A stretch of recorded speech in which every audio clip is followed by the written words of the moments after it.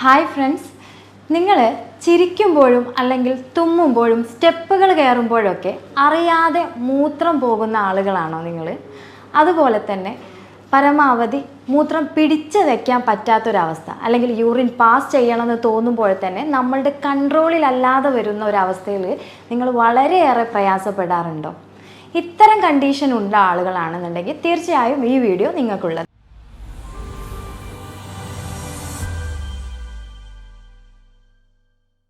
Doctor Hasina, doctor Basil സോമിയ hospital, Pandikkad, Malappuram ജില്ല. എന്താണ് normally സ്ത്രീകളിലും പുരുഷന്മാരിലും കാണുന്ന ഈ മൂത്ര വാർച്ച അല്ലെങ്കിൽ മൂത്ര ചോർച്ച അല്ലെങ്കിൽ യൂറിൻ ഇൻകോണ്ടിനൻസ് എന്നാണ് നമ്മൾ പറയാൻ പോകുന്നത്.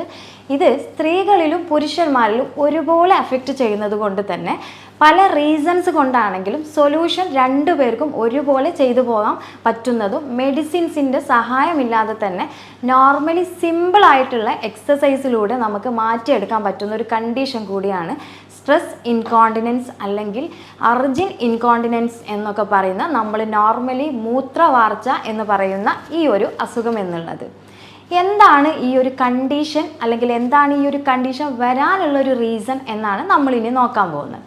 സ്ട്രെസ് ഇൻകോണ്ടിനൻസ് എന്ന് പറഞ്ഞിട്ടുള്ള സംഭവം, അതുപോലെ തന്നെ യൂറിൻ ഇൻകോണ്ടിനൻസും എന്നുള്ളതും അല്ലെങ്കിൽ ഇത് രണ്ടും ജോയിൻ ചെയ്തിട്ടുള്ള കണ്ടീഷനും എങ്ങനെ പേഷ്യൻറ്റിനെ ബാധിക്കുന്നു എന്നുള്ളതും കൂടെ നമുക്ക് നോക്കാം. എന്താണ് സ്ട്രെസ് ഇൻകോണ്ടിനൻസ്? അല്ലെങ്കിൽ നമ്മൾ സാധാരണ സ്ത്രീകളിൽ പ്രത്യേകിച്ച് ഒരു 40 വയസ്സൊക്കെ ആവുന്ന ഒരു ടൈമിൽ അല്ലെങ്കിൽ പ്രസവം നിർത്തിയതിന് ശേഷം അല്ലെങ്കിൽ ഡെലിവറി സമയത്തിൻ്റെ കുറച്ച് മുന്നോടിയായിട്ട് അല്ലെങ്കിൽ ഓവർ സ്ട്രെസ് ഉള്ള സ്ത്രീകളിലൊക്കെ സാധാരണ യൂറിൻ പാസ് ചെയ്യണം എന്നുള്ളൊരു ടെൻഡൻസി വരുന്നതിന് മുമ്പ്, ഇപ്പോൾ ലൈക്ക് നമ്മളൊന്ന് തുമ്മുക അല്ലെങ്കിൽ ഒന്ന് സ്റ്റെപ്പുകൾ കയറിപ്പോവുക, അതല്ലെങ്കിൽ കൂടുതലായിട്ട് നമുക്ക് എന്തെങ്കിലും സ്ട്രെസ്സ് വരിക, കൂടുതൽ ചിരിക്കേണ്ട ഒരു സിറ്റുവേഷൻ വരിക, ഇത്തരം സന്ദർഭങ്ങളിൽ നമുക്ക് യൂറിൻ അറിയാതെ തന്നെ പോകുന്ന ഒരു അവസ്ഥയാണ് നമ്മൾ സ്ട്രെസ് ഇൻകോണ്ടിനൻസ് എന്ന് പറയുന്നത്. ഇത് കൂടുതലായിട്ട് സ്ത്രീകളിലാണ് കാണുന്നത്. പലപ്പോഴും നമ്മളുടെ പേഷ്യൻസൊക്കെ നമ്മളോട് പറയാറുള്ളത് നമുക്ക് കറക്റ്റായിട്ട് പ്രെയർ ചെയ്യാൻ പറ്റുന്നില്ല എന്ന് പറയാറുണ്ട്. അതിപ്പോൾ പല റീജിയനിലായാലും കറക്റ്റായിട്ടൊരു ശുദ്ധി വരുന്നില്ല എന്നുള്ള രീതിയിൽ സംസാരിക്കാറുണ്ട്. അതിൽ കൂടുതൽ പേരും പറയാറുള്ളത് ഇതാണ്, സ്ത്രീകളിലാണ് എന്നുണ്ടെങ്കിൽ നമുക്ക് ജസ്റ്റ് ഒന്ന് എന്തെങ്കിലും ഒരു അതായത് ഒന്ന് കുനിഞ്ഞ് നിൽക്കുമ്പോൾ തന്നെ യൂറിൻ അറിയാതെ പോകുന്ന ഒരവസ്ഥ വരികയാണ്. ഇതിന് എന്തെങ്കിലും സൊല്യൂഷൻ ഉണ്ടോ? മരുന്ന് എത്ര വേണമെങ്കിലും കഴിക്കാം, അല്ലെങ്കിൽ ഇതിനി ഒരിക്കലും മരുന്നില്ലാതെ മാറ്റാൻ പറ്റില്ല, മരിക്കുന്നത് വരെ ഇതിങ്ങനെ തന്നെ ഈ ഒരു സാഹചര്യമായിട്ട് പോകണം എന്നൊക്കെയാണ് സാധാരണ ഈ ഒരു കണ്ടീഷനെ പറ്റിയിട്ട് സ്ത്രീകളാണെങ്കിലും പുരുഷന്മാരാണ് എന്നുണ്ടെങ്കിലും നമ്മൾ വിചാരിച്ച് വെച്ചിരിക്കുന്ന ഒരു മാറ്റർ എന്നുള്ളത്. സാധാരണ സ്ത്രീകളിലാണ് സ്ട്രെസ് ഇൻകോണ്ടിനൻസ് അല്ലെങ്കിൽ ആ ഒരു തരത്തിൽ ചിരിക്കുമ്പോഴും തുമ്മുമ്പോഴും മൂത്രവാർച്ച ഉണ്ടാകാറുള്ളത് എങ്കിൽ കൂടുതലായിട്ട് അർജിൻ ഇൻകോണ്ടിനൻസ് അല്ലെങ്കിൽ നമുക്ക് മൂത്രമൊഴിക്കാൻ അല്ലെങ്കിൽ മൂത്രമൊഴിച്ചതിന് ശേഷം ഒക്കെ ആയിട്ട് കൺട്രോൾ കിട്ടാത്തൊരവസ്ഥ കൂടുതലായിട്ട് പുരുഷന്മാരിലാണ് ഉണ്ടാവാറുള്ളത്. ഇതിൻ്റെ മെയിൻ റീസൺ സ്ത്രീകളിൽ ഉണ്ടാവുക എന്നുള്ളത് ആർത്തവ വിരാമത്തോടനുബന്ധിച്ചായിരിക്കും. അതായത് ഒരു 40 ഏജ് എബോവ് ഒരു 40 ഏജ് ആവുന്ന സമയത്താണ് ഇത്തരം കണ്ടീഷൻസ് വരാറുള്ളത്. പിന്നെ പൊതുവേ നമുക്ക് കുറേ കാലമായിട്ട് എന്തെങ്കിലും ഭയങ്കരമായിട്ട് സ്ട്രെസ്സിലൂടെ പോകുന്ന സ്ത്രീകളിലും ഇത്തരം പ്രയാസങ്ങൾ കാണാറുണ്ട്. മൂന്നാമതായത് ഡയബറ്റിക്സ് മെലിറ്റിസ് അല്ലെങ്കിൽ പ്രമേഹം പോലെയുള്ള കണ്ടീഷൻ ഉണ്ട് എന്നുണ്ടെങ്കിലും നമുക്ക് നോർമലി ഇങ്ങനെ സംഭവിക്കാം. നമ്മളുടെ ശരീരത്തിലുള്ള ഹോർമോണൽ ഇംബാലൻസ് കൊണ്ടും സ്ത്രീകളിൽ കൂടുതലായിട്ടും സ്ട്രെസ് ഇൻകോണ്ടിനൻസ് മൂത്രവാർച്ച സംഭവിക്കുന്നതാണ്. ഇനി നമ്മളെ ശരീരത്തിൽ കൃത്യമായിട്ട് തന്നെ നല്ല മെറ്റാബോളിസംസ് നടക്കുന്നില്ല, ശരിയായ രീതിയിൽ വെള്ളം കുടിക്കുന്നില്ല, അതല്ലെങ്കിൽ പ്രോപ്പറായിട്ടൊരു എക്സസൈസ് ഇല്ല എന്നുണ്ടെങ്കിൽ പോലും, അതുപോലെ തന്നെ നമ്മളെ ശരീരത്തിൽ കൂടുതൽ അടിവയറ്റിൽ നല്ല കൊഴുപ്പ് കെട്ടിക്കിടക്കുന്ന ഒരു ഫീലിംഗ് ഉണ്ട് എന്നുണ്ടെങ്കിൽ, പിന്നെ കൂടുതലായിട്ട് മൂത്ര സംബന്ധമായിട്ട് എന്തെങ്കിലും അസുഖങ്ങൾ ഉണ്ട് എന്നുണ്ടെങ്കിൽ നമുക്ക് വല്ല സിസ്റ്റോ അതല്ലെങ്കിൽ മൂത്രക്കല്ല് അതല്ലെങ്കിൽ ആ ഭാഗങ്ങളിൽ വരുന്ന ഇൻഫെക്ഷൻ, ഇതൊക്കെ തന്നെ നമുക്ക് ഇത്തരം കണ്ടീഷനിലോട്ട് സ്ത്രീകളെ എത്തിക്കും എന്നുള്ളതാണ്. നോർമലി നമ്മളെ ശരീരത്തിൽ അല്ലെങ്കിൽ നമ്മുടെ സ്ത്രീകളിൽ കാണിക്കുന്ന BP പോലും ഒരു ടൈംസ് കഴിഞ്ഞാൽ ഈ ഒരു കണ്ടീഷൻ, അതായത് കൂടുതൽ സ്ട്രെസ് ആവുന്ന കണ്ടീഷനിൽ നമുക്ക് ഇത്തരം ഒരു പ്രയാസങ്ങൾ കൊണ്ടെത്തിക്കാറുണ്ട്. അപ്പോൾ കൂടുതലായിട്ടും നമ്മുടെ ശരീരത്തിൽ അല്ലെങ്കിൽ മൂത്രസഞ്ചിയിൽ അല്ലെങ്കിൽ മൂത്രനാളിയിൽ വരുന്ന ഇംബാലൻസ് അല്ലെങ്കിൽ അതൊരു ബാലൻസ് ഇല്ലാതെ വരുന്ന ഒരു അവസ്ഥയിൽ വരുന്ന ഈ ഒരു കണ്ടീഷൻ നമുക്കൊരു പപ്പാതിയായിട്ട് തന്നെ ഭാഗിക്കാം. ഒന്ന് നമ്മളുടെ മെൻ്റൽ സപ്പോർട്ട് ഉണ്ടെങ്കിലും, രണ്ടാമത് നമ്മളുടെ ഫിസിക്കൽ സപ്പോർട്ട് ഉണ്ടെങ്കിലും ഇതിനെ മാനേജ് ചെയ്ത് കൊണ്ടുപോകാം എന്നുള്ളതിനപ്പുറത്തോട്ട് ഇത് രണ്ടും ഡിസോർഡർ ആവുന്ന സമയത്ത് എപ്പോൾ വേണമെങ്കിലും ഈ ഒരു കണ്ടീഷൻ നമുക്ക് ഉണ്ടാവാം എന്നുള്ളതും നമ്മൾ മനസ്സിലാക്കേണ്ടത്. ഇനി നെക്സ്റ്റ് ആണ് അർജൻ ഇൻകോണ്ടിനൻസി എന്ന് പറയുന്നത്. എന്താണ് ഇത്? ഇതെന്താണ് വ്യത്യാസം? അതായത് നമുക്ക് യൂറിൻ പാസ് ചെയ്യണം എന്ന് നമ്മൾ വിചാരിക്കുന്നു, സ്റ്റിൽ നോ, കറൻ്റിലി അപ്പോൾ തന്നെ യൂറിൻ പോകുന്നു. അല്ലെങ്കിൽ നമ്മൾ യൂറിൻ പാസ് ചെയ്ത് കഴിഞ്ഞു, ഇതേ അപ്പോൾ തന്നെ വീണ്ടും യൂറിൻ പാസ് ചെയ്യാനുള്ളൊരു ടെൻഡൻസി വരുന്നു. ഇത്തരം കണ്ടീഷൻ ആരെല്ലാം കൂടുതൽ ഉണ്ടാവുക? അത് പുരുഷന്മാരിലായിരിക്കും കൂടുതലായിട്ട് കാണുക. ഇത്രയും കണ്ടീഷൻ പുരുഷന്മാരിലും സ്ത്രീകളിലും ഒരുമിച്ച് കാണുന്നുണ്ടോ? യെസ്, അങ്ങനെയും കാണുന്നുണ്ട്. അതാണ് സ്ട്രെസ് ഇൻകോണ്ടിനൻസ് പ്ലസ് യൂറിൻ അല്ലെങ്കിൽ അർജൻ ഇൻകോണ്ടിനൻസി. ഇത് രണ്ടും ഉള്ള ആളുകളും ഉണ്ടായിരിക്കും. അപ്പോൾ ഇത്തരം ആളുകൾ ഒരുപാട് പ്രയാസപ്പെടുന്നുണ്ട് എന്നുള്ളത് തന്നെ നമുക്കിതിൽ നിന്ന് മനസ്സിലാക്കാം. പലപ്പോഴും നമുക്ക് കൃത്യമായിട്ടുള്ളൊരു വൃത്തി വരാത്തൊരു രീതിയിൽ പോലും നമുക്ക് പേഷ്യൻറ്റിന് അത് വളരെ രീതിയിൽ മാനസികമായിട്ട് ബാധിക്കുന്നുണ്ട് എന്നുള്ളതാണ്. ഇങ്ങനെ ഒരു കണ്ടീഷൻ വരികയാണെങ്കിൽ അതിനെന്താണ് റീസൺ? അതും ഇതേ സെയിം റീസൺ തന്നെയാണ്. അതിൽ പ്രത്യേകിച്ച് നമുക്ക് ഉൾപ്പെടുത്താനുള്ളത് പ്രോസ്റ്റേറ്റിസ് അല്ലെങ്കിൽ പ്രോസ്റ്റേറ്റിസ് ഗ്ലാൻഡിന് വരുന്ന ബുദ്ധിമുട്ടുകൾ, അതിൻ്റെ വീക്കം പോലെ എന്തെങ്കിലും വരിക, അതല്ലെങ്കിൽ മറ്റെന്തെങ്കിലും ആ ഭാഗങ്ങളിൽ കാണുന്ന ഗ്ലാൻഡുകൾക്ക് എന്തെങ്കിലും പ്രയാസങ്ങൾ വരിക, അവിടുത്തെ മസിൽസിന് അയവ് വരിക. ഇത്തരം കണ്ടീഷനിലാണ് പുരുഷന്മാരിൽ ഈ ഒരു പ്രക്രിയ അല്ലെങ്കിൽ ഈ ഒരു ആരോഗ്യ പ്രോബ്ലംസ് വന്ന് കാണുന്നത്.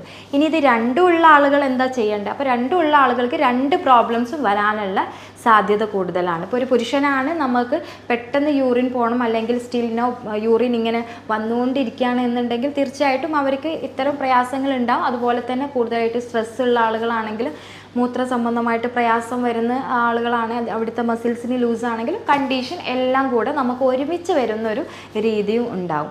ഇത്തരം ആളുകൾ ചെയ്യേണ്ടത് മെഡിസിൻ എടുക്കുകയാണോ, അതല്ല ഇത് ലൈഫ് ലോങ് മുന്നോട്ട് കൊണ്ടുപോവുകയാണോ, ഇത് മാറാത്ത രീതിയിലായിട്ട് മാറ്റിയെടുക്കുകയാണോ, ഇതിന് പെർമനൻ്റ് നമുക്ക് സൊല്യൂഷൻ ഉണ്ടോ, അല്ലെങ്കിൽ നോർമലി നമുക്ക് എന്ത് ചെയ്യാൻ പറ്റും എന്നുള്ള കാര്യങ്ങളൊക്കെയാണ് നമ്മൾ താഴെ പറയുന്നത്.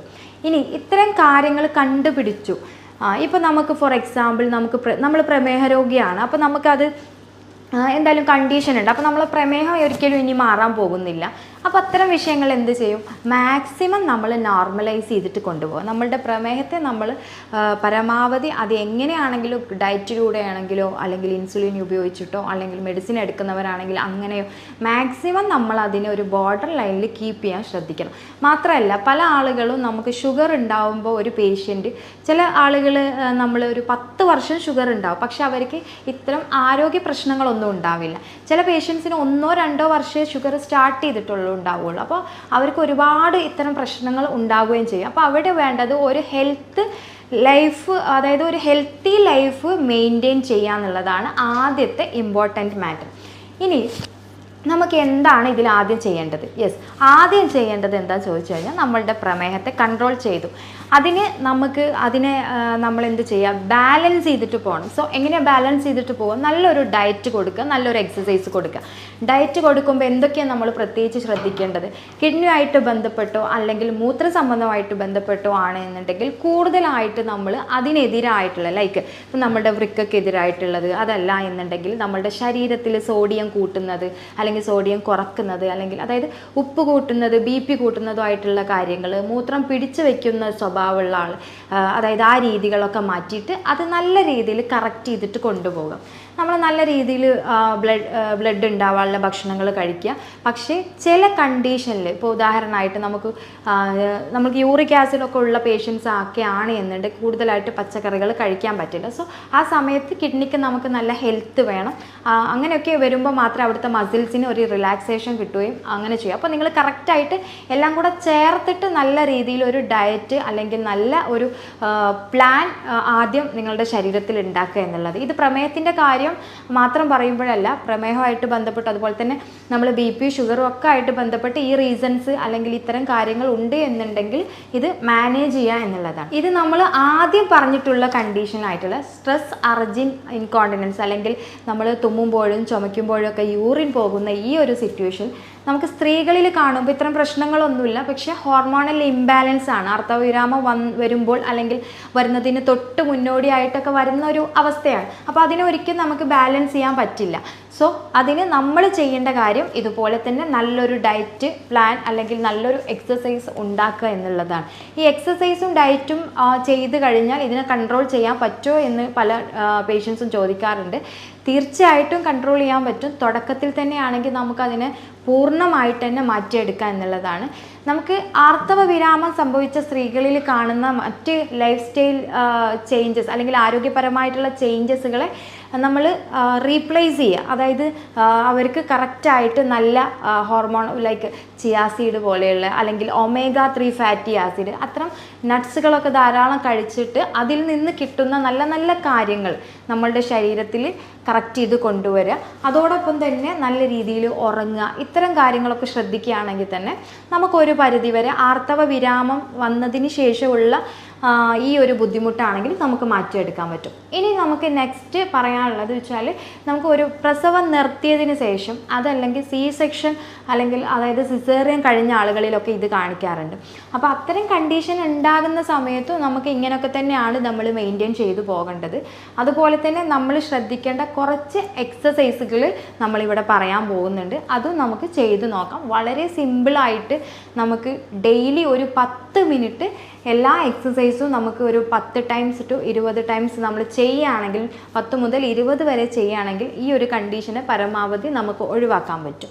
ഇപ്പോൾ മുൻപ് പറഞ്ഞിട്ടുള്ള പല ഡിസീസിൻ്റെ ഭാഗമായിട്ടാണ് നമുക്ക് ഇത്തരം ഇഷ്യൂസ് ഉണ്ടെങ്കിൽ തീർച്ചയായിട്ടും ആ ഡിസീസ് അത് നമുക്ക് മൂത്രത്തിൽ കല്ലാവട്ടെ അല്ലെങ്കിൽ പ്രോസ്റ്റേറ്റിസ് അല്ലെങ്കിൽ എന്തെങ്കിലും അവിടെ വരുന്ന പ്രശ്നങ്ങളാവട്ടെ, പെൽവിക് ഓർഗൻസിൽ വരുന്ന പ്രശ്നങ്ങളാവട്ടെ, അതല്ല മാനസികപരമായിട്ട് വരുന്ന സ്ട്രെസ് ആവട്ടെ, എന്താണ് എന്നുണ്ടെങ്കിലും ആദ്യത്തെ ഘട്ടം അതിനെ കറക്റ്റായിട്ട് മാനേജ് ചെയ്യുക എന്നുള്ളതാണ് ഫസ്റ്റ് സൊല്യൂഷൻ എന്ന് പറയുന്നത്. ഇപ്പോൾ ഇത്രയും സൊല്യൂഷൻസ് നമ്മൾ കറക്റ്റ് ചെയ്തു. ഇപ്പോൾ BP ഉള്ളവർ നോർമലൈസ് ചെയ്തിട്ട് കൊണ്ടുവരുന്നുണ്ട് ടാബ്ലറ്റ് എടുത്തിട്ട്. അതുപോലെ തന്നെ നമുക്ക് പ്രോപ്പറായിട്ട് ഇപ്പോൾ സ്റ്റോണൊക്കെ ഉള്ള ആളുകൾ അത് ക്ലിയർ ചെയ്തു. അത്തരം കണ്ടീഷനൊക്കെ ചെയ്ത് കഴിഞ്ഞിട്ടും ഇത് മാറുന്നില്ലെങ്കിൽ നെക്സ്റ്റ് അല്ലെങ്കിൽ ഇതിൻ്റെ കൂടെ തന്നെ നമ്മൾ ചെയ്യാൻ പറ്റുന്നതാണ് നമ്മൾ താഴെ പറയുന്ന എക്സസൈസുകൾ എന്ന് പറയുന്നത്. അപ്പോൾ ആദ്യത്തെ എക്സസൈസ് എന്ന് പറയുന്നത് നമ്മൾ പ്ലെയിൻ ആയിട്ട് കിടക്കും എന്നുള്ളതാണ്. നമ്മൾ പ്ലെയിൻ ആയിട്ട് കിടന്നതിന് ശേഷം ജസ്റ്റ് നമ്മളുടെ കാലുകൾ, അതായത് നമ്മളുടെ പെൽവിക് ഓർഗൻസ് നല്ല ക്ലോസ്ലി വെച്ചിട്ട് 2 ലെഗ്സും നല്ല രീതിയിൽ റിലാക്സ് ചെയ്തിട്ട് വിടുക. കാലും കൈയും അതുപോലെ തന്നെ ഇതുപോലെ റിലാക്സ് ചെയ്തിട്ട് നമ്മൾ ആദ്യത്തെ തവണ 2 to 3 സെക്കൻഡ് വരെ നമ്മൾ റിലാക്സ് ചെയ്തിട്ട് കിടക്കുക. പിന്നെ അതേ പൊസിഷനിൽ തന്നെ നമ്മൾ നന്നായിട്ട് അല്ലെങ്കിൽ നമ്മൾ നല്ല പോലെ കിടക്കുന്ന സമയത്ത് നല്ല ബ്രീത്ത് ഉള്ളിലോട്ട് എടുക്കുക. അതുപോലെ തന്നെ നമുക്ക് എത്ര മാക്സിമം ഹോൾഡ് ചെയ്ത് വെക്കാൻ പറ്റും, അതായത് ശ്വാസം പിടിച്ച് വെക്കാൻ പറ്റും അത്രത്തോളം പിടിച്ച് വെച്ചതിന് ശേഷം ക്ലിയർ ആയിട്ട് നമ്മൾ റിലാക്സ് ചെയ്തിട്ട് ബ്രീത്ത് ഔട്ട് ചെയ്യുക, ആദ്യത്തെ സ്റ്റെപ്പ്.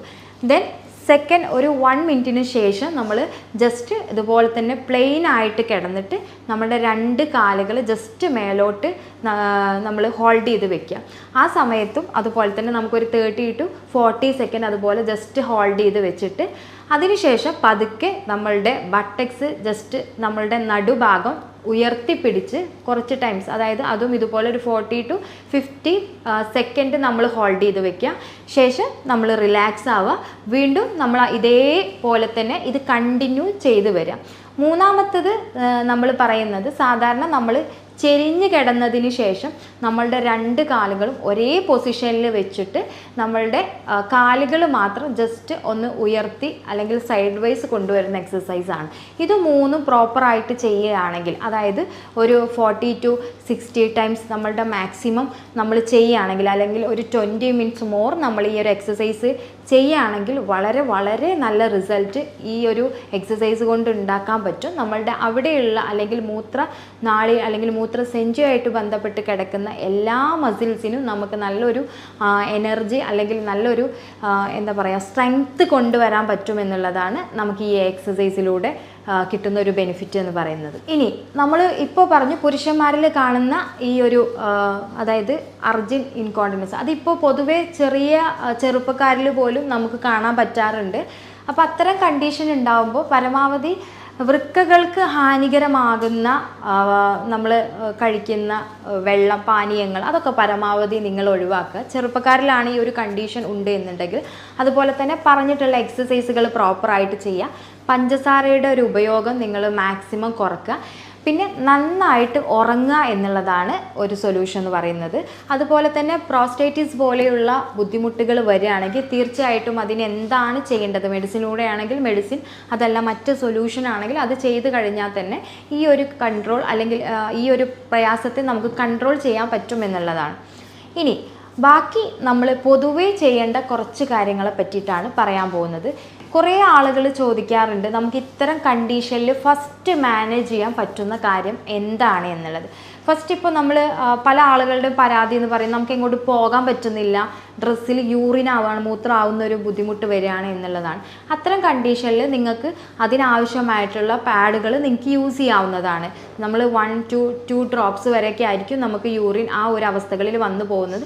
സോ ആ ടൈമിൽ നിങ്ങൾക്ക് തീർച്ചയായിട്ടും അത്തരം കണ്ടീഷനിൽ നിങ്ങൾക്ക് പാഡുകൾ യൂസ് ചെയ്യാവുന്നതാണ്. പുരുഷന്മാർക്കാണെങ്കിലും സ്ത്രീകൾക്കാണെങ്കിലും അത്തരം വിഷയങ്ങളിൽ ആദ്യഘട്ടത്തിൽ അത് ചെയ്യാം. രണ്ടാമതായിട്ട് നമ്മൾ ചെയ്യേണ്ടത് മുന്നേ പറഞ്ഞിട്ടുള്ള എക്സസൈസുകൾ പ്രോപ്പറായിട്ട് നിങ്ങൾ ചെയ്യുക. ഇതിൻ്റെ ഒരു കാലയളവ് എന്ന് പറയുന്നത് തുടക്കക്കാരാണെങ്കിൽ തീർച്ചയായിട്ടും ഒരു 3 മുതൽ 6 മാസത്തിൻ്റെ ഉള്ളിൽ എന്തായാലും അത് ക്ലിയർ ആകും. കൂടുതലായിട്ട് സിവിയറിറ്റി ഉണ്ടെങ്കിലാണ് നമ്മൾ ഫർദറായിട്ട് അല്ലെങ്കിൽ മെഡിക്കേഷൻ എടുക്കേണ്ട ഒരു കണ്ടീഷനിലോട്ട് പോകുന്നത്, മെഡിസിൻ എടുക്കേണ്ട ഒരു കണ്ടീഷനിലോട്ട് പോകുന്നത്. തേർഡ് വൺ നമ്മൾ എന്താണ് മുമ്പ് പറഞ്ഞ പോലെ എന്താണ് കംപ്ലയിൻസ് എന്നുള്ളത് കണ്ടെത്തിയിട്ട് അതിനാദ്യം ഒരു സൊല്യൂഷൻ ഉണ്ടാക്കുക. ഫോർ എക്സാമ്പിൾ നമുക്ക് ആർത്തവവിരമാണ് സംഭവിച്ചതിന് ശേഷമാണ് പ്രശ്നം വന്നത്. ഓക്കെ, അപ്പോൾ അതിനുശേഷം നമ്മുടെ ലൈഫ് സ്റ്റൈൽ മാനേജ് ചെയ്യുക. ഉറക്കക്കുറവുണ്ടെങ്കിൽ അത് മാനേജ് ചെയ്യാം. അതുപോലെ തന്നെ അണുബാധ ഉണ്ടെങ്കിൽ അതിനുള്ള ട്രീറ്റ്മെൻറ്റ് എടുക്കാം. അല്ലെങ്കിൽ സ്റ്റോൺ ഉണ്ടെങ്കിൽ അത് റിമൂവ് ചെയ്യാനുള്ള കാര്യങ്ങൾ ചെയ്യാം. അതല്ല എന്നുണ്ടെങ്കിൽ നമുക്ക് സി സെക്ഷൻ്റെ ഭാഗമായിട്ട് വന്നതാണെങ്കിൽ എന്താണ് കംപ്ലയിൻസ്, ഗർഭപാത്രം ഇറങ്ങി വന്നിട്ടുണ്ടോ, അതല്ലെങ്കിൽ വേറെ ഉള്ളിൽ എന്തെങ്കിലും പ്രയാസങ്ങളുണ്ടോ, മറ്റെന്തെങ്കിലും അണുബാധകളുണ്ടോ, എന്തെങ്കിലും സിസ്റ്റുകൾ വന്ന് തങ്ങി നിൽക്കുന്നുണ്ടോ, ഫൈബ്രോയിഡ് പോലെ എന്തെങ്കിലും സ്ത്രീകളിൽ ഇഷ്യൂസ് ഉണ്ടോ, ഇതൊക്കെ ഒന്ന് ഐഡൻറ്റിഫൈ ചെയ്ത് അത്തരം എന്തെങ്കിലും ഇഷ്യൂസ് ഉണ്ട് എന്നുണ്ടെങ്കിൽ തൽക്കാലം അത് നമ്മൾ മാനേജ് ചെയ്യുക. അത് മെഡിസിൻ എടുത്തിട്ടോ അതല്ലാതെ അതെന്താ എന്നുള്ള രീതിയിൽ നിങ്ങൾ നോക്കിയിട്ട് ചെയ്യാം. സെക്കൻഡ് ഓപ്ഷൻ എന്നുള്ളത് നന്നായിട്ട് പകൽ ടൈമിൽ വെള്ളം കുടിക്കുക. വെള്ളം നന്നായിട്ട് കുടിക്കുക. രാത്രി നമ്മൾ വെള്ളം കുടിക്കേണ്ട ആവശ്യമില്ല. അത്യാവശ്യം മാത്രം 1/2 ഗ്ലാസ്സോ അല്ലെങ്കിൽ 1 ഗ്ലാസ്സോ വെള്ളത്തിൽ ഒതുക്കുക. പകൽ ടൈം നന്നായിട്ട് നമ്മൾ വെള്ളം കുടിക്കുക. അതുപോലെ തന്നെ യൂറിൻ, നമുക്ക് ഇത്തരം കണ്ടീഷനിൽ പോകുന്ന ആളുകൾ മാക്സിമം യൂറിൻ പാസ് ചെയ്യണം തോന്നുന്നതിന് മുൻപായിട്ട് നമുക്ക് കിട്ടുന്ന സാഹചര്യങ്ങളിൽ യൂറിൻ വോയിഡ് ചെയ്യുക അല്ലെങ്കിൽ നമ്മൾ ഒഴിവാക്കുക. അതുപോലെ തന്നെ നമുക്കിപ്പോൾ വെള്ളം കുടിക്കാത്തൊരു സാഹചര്യമാണെന്ന് വിചാരിക്കുക, ഇപ്പോൾ യൂറിൻ പാസ് ചെയ്യണമെന്നില്ല. അപ്പോൾ നമ്മൾ ഒരു പാസിങ് കപ്പാസിറ്റി കൊടുക്കാൻ വേണ്ടിയിട്ട് നമ്മളുടെ ബ്ലാഡറിനെ ശീലിപ്പിക്കുക. അപ്പോൾ നമുക്ക് കുറച്ച് സമയം, അതായത് ഈ പെട്ടെന്ന് പോകുന്ന ഒരു കണ്ടീഷനെ നമുക്ക് അങ്ങനെ മാറ്റിയെടുക്കാൻ പറ്റും. ഇനി നമ്മൾ ചെയ്യേണ്ടത് വെച്ചാൽ എപ്പോഴും നമ്മൾ കമിഴ്ന്ന് കിടക്കുന്ന ഒരു ശീലം ഉണ്ടെങ്കിൽ, പ്രത്യേകിച്ച് പുരുഷന്മാരിൽ കമിഴ്ന്ന് കിടക്കുന്ന ശീലം ഉണ്ടെങ്കിൽ അത് ഒഴിവാക്കിയിട്ട് ജസ്റ്റ് റിലാക്സ് ചെയ്തിട്ട് മലർന്നോ അല്ലെങ്കിൽ സൈഡ് വശങ്ങളിൽ ചേർന്നിട്ടോ കിടക്കുക. ഇത്തരം കാര്യങ്ങൾ ചെയ്യുക. അതുപോലെ തന്നെ ഇതിൻ്റെ പ്രത്യേകമായിട്ടുള്ളൊരു കാര്യം എന്ന് പറയുന്നത് നമ്മളുടെ മൈൻഡ് ഇതിൽ വളരെ നല്ലൊരു റോള് കൊടുക്കുന്നത് കൊണ്ട് തന്നെ നമുക്ക് ഒരു 1 to 2 മിനിറ്റ്സ് ഒക്കെ മെഡിറ്റേഷൻ അല്ലെങ്കിൽ ബ്രീത്തിങ് എക്സസൈസ് ചെയ്തിട്ട് മൈൻഡിനെ ഒന്ന് കൺട്രോൾ ചെയ്യാവുന്നതാണ്. അതും ഇതിലൊരു പരിധി വരെ നമുക്ക് ഇതിൻ്റെ കണ്ടീഷൻ കുറക്കാൻ നമ്മളെ സഹായിക്കുമെന്നുള്ളതാണ്. റിലാക്സ് ആയിട്ട് ഉറങ്ങുക, റിലാക്സ് ആയിട്ട് എക്സസൈസുകൾ ചെയ്യുക, നല്ല ഹെൽത്തി ഫുഡുകൾ കഴിക്കുക, പഞ്ചസാര മാക്സിമം ഒഴിവാക്കുക, അതുപോലെ തന്നെ അരിഭക്ഷണങ്ങൾ ധാരാളം കഴിക്കുക, കാൽഷ്യം കൂടുതലായിട്ട് അടങ്ങിയിട്ടുള്ള ഫുഡുകൾ പരമാവധി ഒഴിവാക്കുക, അത്യാവശ്യങ്ങൾക്ക് മാത്രം അതിൻ്റെ അളവിൽ മാത്രം നിങ്ങൾ കാൽഷ്യം എടുക്കുക. അതുപോലെ തന്നെ ഉപ്പിൻ്റെ ഉപയോഗം കൂടുതലായിട്ടുണ്ടെങ്കിൽ അത് കുറയ്ക്കുക. ഹെൽത്തി ലൈഫ് അല്ലെങ്കിൽ ഒരു ഹെൽത്തി ഡയറ്റ് നിങ്ങൾ മാനേജ് ചെയ്ത് കൊണ്ടുപോകുകയാണെങ്കിൽ തന്നെ ഈ ഒരു 2 കണ്ടീഷൻ അല്ലെങ്കിൽ ഇത് മിക്സ് ചെയ്തിട്ടുള്ള ഒരു 3 കണ്ടീഷനും നമുക്ക് ശാശ്വതമായിട്ട് തന്നെ നമുക്കത് മാറ്റിയെടുക്കാൻ പറ്റും. ഇത്തരം കണ്ടീഷൻസിൽ നിങ്ങൾ ചെയ്യാൻ പറ്റുന്ന മാക്സിമം നിങ്ങൾ ചെയ്ത് കഴിഞ്ഞിട്ട്, അതായത് പ്രോപ്പറായിട്ട് ഒരു ഡയറ്റ് എടുത്തു, എക്സസൈസ് എടുത്തു, ഇത്രയും പ്രയാസങ്ങളൊക്കെ നീക്കം ചെയ്തിട്ടോ ഈ ഒരു കണ്ടീഷനിൽ മാറ്റമില്ല എന്നുണ്ടെങ്കിൽ തീർച്ചയായിട്ടും നിങ്ങൾ നല്ലൊരു ഡോക്ടറെ കണ്ട് കൺസൾട്ട് ചെയ്യുക എന്നുള്ളതാണ്. കാരണം ഇത് ശാരീരികമായിട്ടും അതുപോലെ തന്നെ മാനസികമായിട്ടും പേഷ്യൻസിൽ വളരെയധികം പ്രയാസപ്പെടുന്നത് കൊണ്ട് തന്നെ തീർച്ചയായിട്ടും ഇതിന് ആദ്യഘട്ടത്തിൽ മെൻ്റലി ഒരു ഫിസിക്കലി ഒരു സപ്പോർട്ട് അല്ലെങ്കിൽ ഒരു ട്രീറ്റ്മെൻറ്റ് ആവശ്യമായിട്ട് വരും. ഇത്തരം പ്രയാസങ്ങൾ അനുഭവപ്പെടുന്ന പേഷ്യൻസിന് നമ്മൾ മാനസികപരമായിട്ടും ശാരീരികപരമായിട്ടും അപഗ്രഥിച്ചതിന് ശേഷം ശരിയായ രീതിയിൽ യൂറോപ്യൻ നിർമ്മിത സോഫ്റ്റ്വെയറുകളുടെ സഹായത്തോടെ രോഗനിർണയം, അതുപോലെ തന്നെ ജർമ്മൻ മെഡിസിൻസുകളുടെ സഹായത്തോടെ ശാശ്വതമായിട്ടുള്ള ഒരു പരിഹാരം കൊടുക്കാൻ പറ്റും എന്നുള്ളതാണ്. പേഷ്യൻസിന് നേരിട്ട് ഹോസ്പിറ്റലിൽ വരാൻ ബുദ്ധിമുട്ടുള്ള പേഷ്യൻസ് ആണെന്നുണ്ടെങ്കിൽ അല്ലെങ്കിൽ ആളുകളാണെന്നുണ്ടെങ്കിൽ ഓൺലൈനായിട്ട് അവരുടെ പ്രയാസങ്ങൾ കണ്ടെത്തി മെഡിസിൻസ് എത്തിച്ചു കൊടുക്കുന്നത് കൂടെ ഈ ഒരു കംപ്ലയിൻറ്റ്സ് അല്ലെങ്കിൽ ഈ ഒരു രീതിയെ നമുക്ക് പൂർണ്ണമായിട്ടും മാറ്റിയെടുക്കാൻ പറ്റുമെന്നുള്ളതാണ്. ഇത്തരം പ്രയാസങ്ങളുമായിട്ട് ബന്ധപ്പെട്ട് എന്തെങ്കിലും നിങ്ങൾക്ക് കൂടുതലായിട്ട് അറിയാനുണ്ടെങ്കിൽ തീർച്ചയായിട്ടും താഴെയുള്ള നമ്പറിൽ കോൺടാക്റ്റ് ചെയ്യാവുന്നതാണ്. ഞാൻ doctor Hasina, doctor Basil Soumya hospital, Pandikkad, Malappuram ജില്ല.